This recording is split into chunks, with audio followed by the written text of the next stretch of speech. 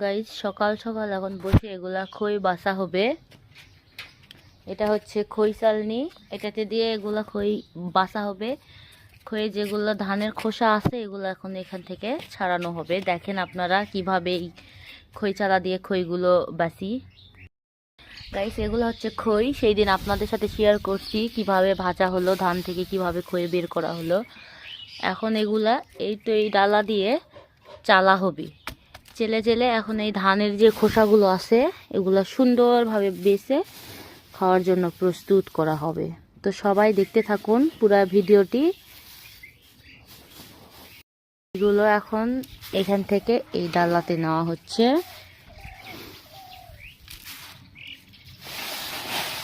এই তো এখন হাত দিয়ে এইভাবে ইয়ে করা হচ্ছে। এই প্রক্রিয়াটা কে কে দেখছেন বা কোন এলাকায় এইভাবে করেন অবশ্যই কমেন্ট করে জানাবেন। যদিও আগের দিনে আমার দাদি নানিরা এগুলো করতো, অনেক ঘরে ঘরেই দেখছি, এখন ওইভাবে হয় না। তারপরে একটু আমরা করতেছি আর কি। বিয়ে শাদী লাগলে এই খইটা গ্রামের দিকে হচ্ছে ইয়ে করে খাওয়ার জন্য এরকম তৈরি করে। দেখেন আস্তে আস্তে এইভাবে হাত দিয়ে এরকম করতে হবে।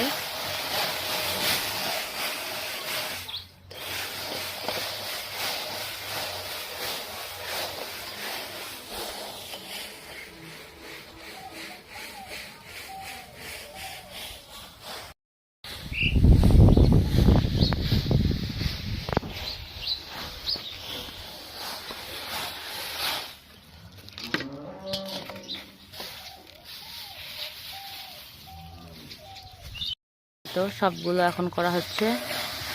আরেকবার নিয়ে নিল ডালাতে।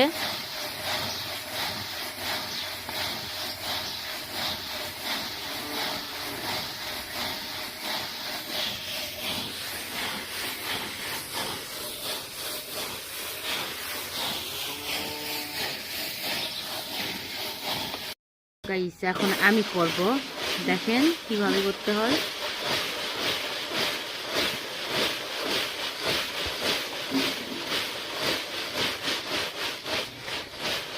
আগে দেখতাম নানি এইভাবে খই ইয়ে করতো, চালতো, পাশে আমি বসে থাকতাম।